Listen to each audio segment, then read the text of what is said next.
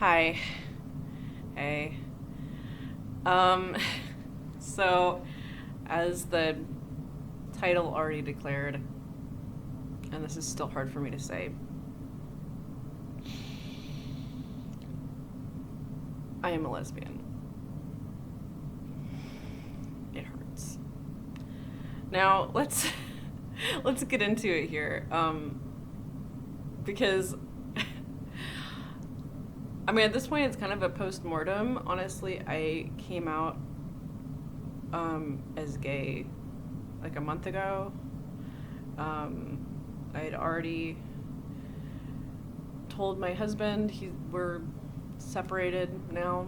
Um, Everything is happening. Life is happening. It's it's been a lot. So, what I want to talk about is how I got here, and moreover, how I managed to take so long in getting here to realize this. And basically, this is a conversation about compulsory heterosexuality.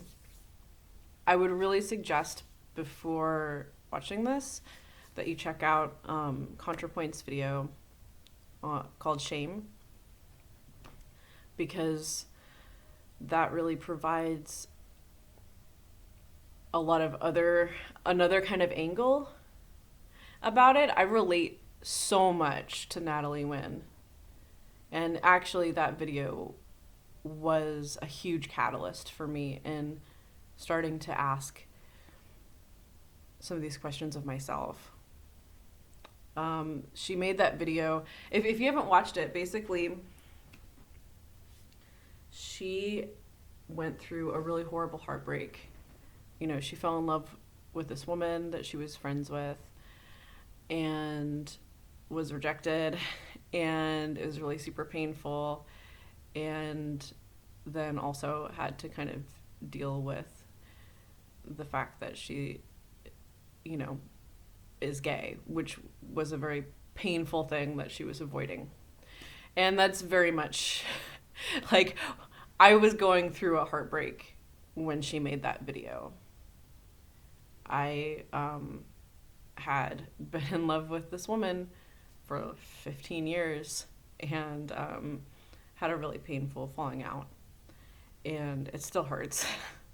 But I was like in the depths of despair when she made this video. So it was like, at first, I really didn't want to fully internalize what she was saying. I wanted to be like, well, okay, I relate to some of this, but I'm still bisexual. But the more that I thought about it, and the more I sort of explored the way compulsory heterosexuality played out for me, which was a little bit different than for her, not as much as you might think, given that she's trans. Like it's very similar, but it's a little different for me. Um, and eventually it became undeniable. And, you know, then when I finally started telling people, and I told my husband especially, like, it was very validating because they're like, oh, yeah, that totally makes sense. I thought everybody was going to be more confused about it than I was. But actually, everybody was like, yeah, obviously you're gay. Like, okay. Um, so, yeah, so where do we start? Um, I think we should start with the idea that being a lesbian means you don't enjoy sex with men or that you don't enjoy dating men, because that's not exactly true. And here's why. Now, it's true for some lesbians. Some lesbians are totally repulsed by men. And you know, the way that I thought about it when I was younger, I thought that was proof that I must be bisexual because I'm not repulsed by men. And I mean, I think, have some level of attraction to men. However, a lot of what I thought was attraction to men, I think wasn't. Um, the thing that Natalie Wynn talks a lot about in her video, and something I do very much relate to, is the thrill of being desired and how that's easy to mistake for actually having your own desire. So, like, for me, when I was young, I was cute. I was, surrounded by men who were sexually interested in me. And it was really fun and it was really easy.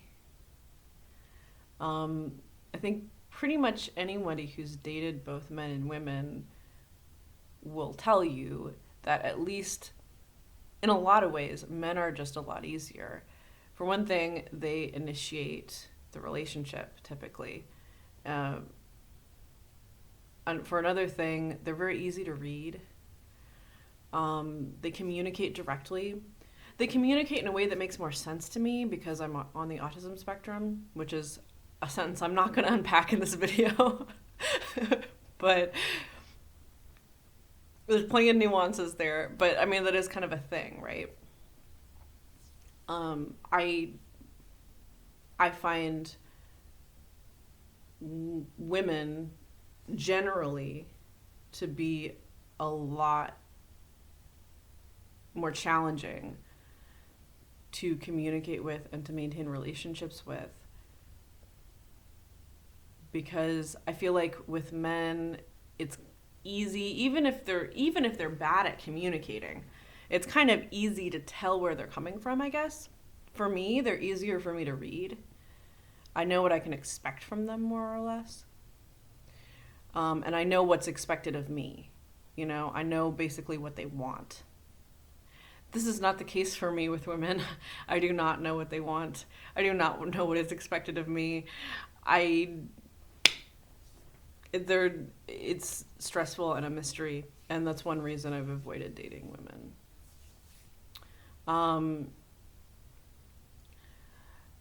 Anyway, it was a lot of fun to be desired by men, and it was very easy for me to date them. And I found it to be a lot of fun. And I learned that by sort of extending myself empathically and connecting empathically with these men, who I also very much like, as friends, and find to be, reasonably physically attractive. I could, during sex, live vicariously through them and enjoy the sex that way and very much play into their desires, and that would be something that also gave me pleasure. And for a long time, this really confused me, because I'd have these interactions with straight women that I guess at the time I thought were just slut shaming. And there was a slut shaming aspect to them, I guess. But it took me a long time to realize more what they meant, because they would be concerned and confused by my behavior, because I was kind of a slut. Because for me also, I didn't have a lot of emotional stakes in what I was doing. So I could just kind of play out these sexual games and scenarios with men and have a lot of fun doing it. And, it wasn't something that made me feel vulnerable.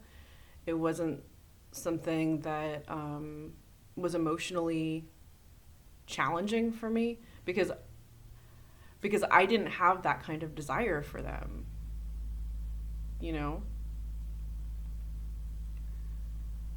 Whereas for straight women, they didn't understand how I could behave that way.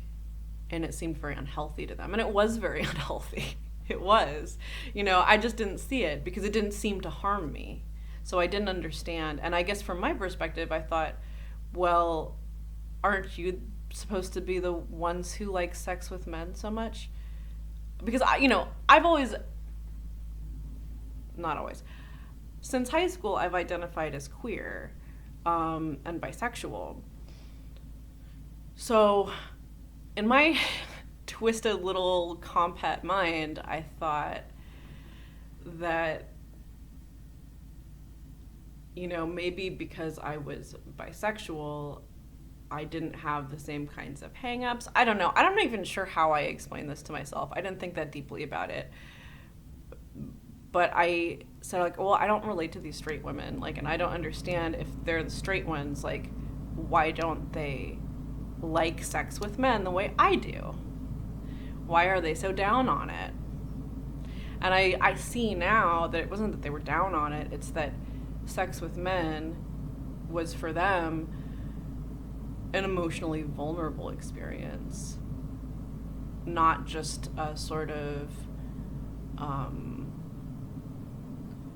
pornographic experience, almost of a fetishizing experience, because that is what it was for me. I had to kind of fetishize the power dynamic between me and a man, and the man's body, and what we were doing in order to enjoy it. And it took me a long time, until very recently, to realize how much this actually had harmed me. It just didn't harm me in such a direct way. Like, it didn't break my heart the way it might for a truly straight or truly bisexual woman to behave that way. But for me, it was an easier way to experience sexuality than dating women, which, as I said, women dating women is really challenging. It happens very often that neither party initiates anything, so you wind up at a stalemate for a long time. And there's all this shyness and all this pain. And then if you do get past that hurdle, then there's dealing with, kind of navigating the complex emotional landscape of another woman and trying to sort of understand how the relationship should work, which is a challenge too, because of lack of lesbian representation and sort of popular conversations about lesbian relationship dynamics. And then there's the fact that, like, at that point my heart's actually exposed and it hurts and it's scary. It's making me tear up just thinking about it. I'm not even thinking about something specific. I'm just thinking about this, like, theoretical relationship, and it hurts. Whereas with a man, I never felt that way. It was comfortable. And I think part of the reason it was comfortable too for me was actually that, I have a lot of masculinity. I do relate to men very easily. And so sort of ironically, I think that has made it easier for me to date and socialize with men. And hide, even from myself, my gayness, But here we are. So, anyway, that's the short version.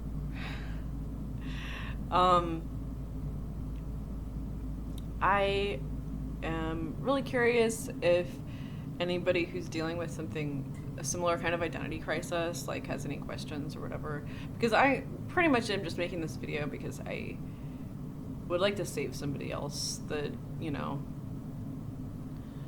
15, 20 years of being confused, if I can. Although, all in all, I don't know if I'd do anything differently for myself. But it would have been nice to deal with this sooner and to come to terms. Like I said, I'm still coming to terms with a lesbian identity. Obviously part of the reason too that I have avoided claiming that label is because I really didn't want to. And I know this is not the case for everybody, and I know there's a lot of various kinds of narratives around this, but for me personally, when I grew up, when I was a kid, like, lesbian was a word that had a lot of negative connotations to it, and I was called a lesbian a lot when I was a kid. Maybe they just figured it out before I did. But it's a painful slur, and bisexual never was that for me. Even queer, and dyke, which are both words I've had hurled at me, never hurt the same way for me. And so I had a lot of incentive to avoid having the conversation with myself, to avoid looking deeper at why I was making the choices that I was making. But before I go, I also just want to say that, like, shit's complicated, and I don't mean to erase the complexity of reality, because I definitely do have crushes on men. The men that I've dated, I've felt really infatuated with for periods of time. So it's not like it was just this fetishization thing. It's not that it was just any one thing. Those connections were real. Those relationships were real. I've just uncovered a little bit more about their nature and what wasn't there. And for me, the key ingredient is that vulnerability. I thought for a long time that being open and oversharing and being empathic was vulnerability, and it's not. Vulnerability is painful. It's not bad, but it's raw.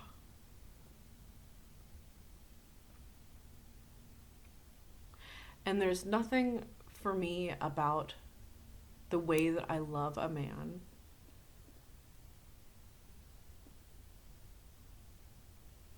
that really feels that way to me.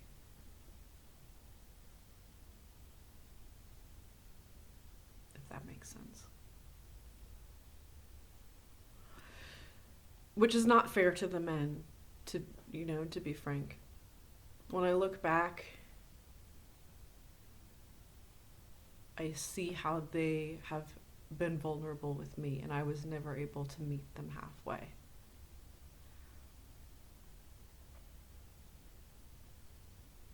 And so that's not a mistake I want to repeat again. And that's why I'm not dating men anymore. Well, I'm not really dating anyone anymore. Anyway, I'll talk to you guys later.